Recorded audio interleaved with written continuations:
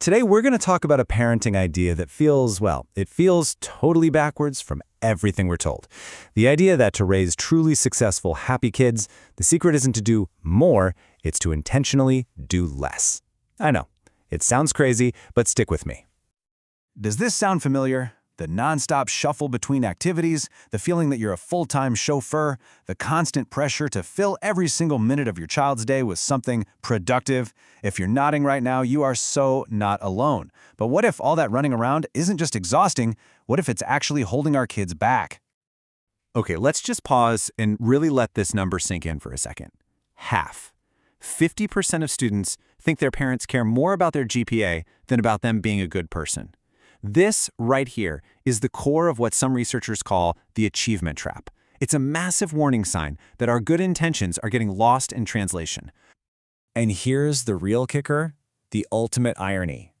All that pressure to perform, it actually makes kids perform worse. They get lower grades, they have lower self-esteem, and they struggle more with their mental health. The research is also pretty clear that a father's intense focus on achievement can be especially damaging. So the very thing we're chasing is actually running away from us because of our methods. The whole approach is just broken. So, how do we even begin to unwind this? Well, it starts with something incredibly small but really powerful. It's about changing our questions. Instead of the default, "How was your test?" the minute they get in the car, try something like, "Tell me something fun that happened today." See the shift? It moves the conversation from performance to experience. It sends a quiet little signal that says, "I care about your joy, not just your scores." All right, let's dive into our first big strategy here, and it's all about reclaiming the lost art of unstructured play. We're about to see why that empty block of time on the calendar isn't a failure of scheduling. It's actually your child's secret weapon for success. You gotta understand the difference here. Structured activities, like a soccer game or a piano lesson, they're great, but they're run by adults. The rules are set. In unstructured free play, the kid is the boss. They make the rules, they solve the problems that come up, they learn to negotiate. This is where the real magic happens. It's the boot camp for creativity, problem solving, and, believe it or not, lowering stress. And you know what you need for this kind of powerful play? Not much, really. The best toys are the simple, open-ended ones. We're talking wooden blocks, cardboard boxes, crayons, even just a pile of mud and some sticks. Basically, the less the toy does, the more your child's brain has to do.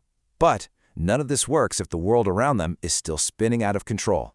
Because let's be real, our kids are master detectives. They see everything. The lessons they really learn aren't from our lectures, but from watching us. And if we're telling them to chill out while we're glued to our phones, frantically answering emails, well, that message is going to fall completely flat. This means we have to show them what authentic rest looks like. And no, I don't mean adding meditate to your to-do list and then stressing about getting it done. I mean genuinely unplugging. It's about modeling that rest isn't for the weak. It's a critical tool for peak performance. It's not lazy, it's strategic. And you know, we need to be especially intentional about this with our daughters. Society has this subtle way of teaching girls that their job is to always be available, always be helpful, often at the expense of their own well-being. We have to be the ones to give them explicit permission to put themselves first, to say no, and to protect their own energy. Okay, get ready, because this next idea might just be the most controversial thing we talk about today. We are going to take that old saying, "winners never quit," and we're going to throw it right out the window. We're going to see why teaching your kid how to quit might be one of the best life skills you could ever give them. See, quitting strategically isn't about giving up. It's actually a super high-level skill. When a kid learns to quit smartly, they're learning self-awareness. What fills my cup versus what drains it. They're learning about opportunity cost, that saying yes to this means saying no to that. They're learning to make tough decisions and set boundaries. These are the skills of a successful CEO, not a slacker. And hey, don't just take it from me. This comes from experts in making high-stakes choices. Annie Duke, a decision scientist and former poker champion, says it perfectly. The most successful people aren't the ones who just stick to everything. They're the ones who are really good at figuring out what's worth sticking to and quitting everything else.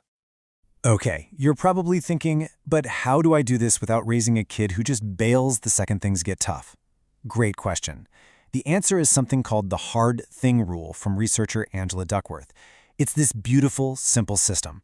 You commit for a set time, say the soccer season, you see it through, you don't quit on your team.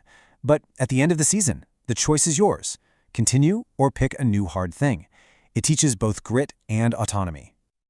Here's another fantastic tool. It's called kill criteria.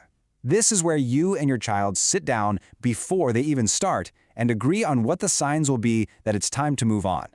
This takes the decision out of a moment of frustration and makes it a calm, rational choice. It's quitting based on data, not just a bad day. So all of this sounds pretty good in theory, right? But what does it actually look like when the rubber meets the road? Let's walk through a classic parenting moment. So here it is, the piano. The initial excitement is gone. Now it's a battle. You have to nag them to practice. And meanwhile, they keep talking about how cool that new art class looks. Now, the old way to handle this is the shutdown. Nope, we don't quit things in this family. But all that does is build resentment. The strategic approach, though, it opens a conversation. Tell me more. What about piano's fun? What parts feel like a drag? Suddenly, you're not a drill sergeant. You're a coach, helping them figure themselves out. And this is where the magic happens. Here's the paradox. When you give a child the freedom to walk away from the wrong thing, you empower them to find the right thing, the thing they actually want to be gritty about, the thing they choose for themselves. I know, that was a lot to take in. But the great news is you don't have to flip a switch and change everything tomorrow. Let's just focus on 2 tiny, totally doable things you can start this week. That's it. 2 things. First, just tweak your go-to question. Swap the performance review for a question about joy. Second, find 1 hour in the next 7 days, just one, and block it out. No plans, no screens, no agenda. Let them be bored. See what they create. Because that's what this all boils down to. This isn't about lazy parenting or checking out. It's actually the opposite. It's about being incredibly focused and deliberate about what truly matters, their character, their well-being, and their journey of self-discovery. It's about doing less of the frantic stuff so you can do more of the important stuff. So let's just recap these big, counterintuitive ideas. Rest isn't laziness, it's what builds resilience. Play isn't a waste of time, it's how we build problem solvers. And quitting isn't failure, it's a strategic move on the path to finding where you can truly win. And so I'll leave you with this one simple question to think about. When you see your child later today, what's the first thing you're going to ask them? How can you make that first interaction about who they are, not just about what they did? The whole transformation can start right there.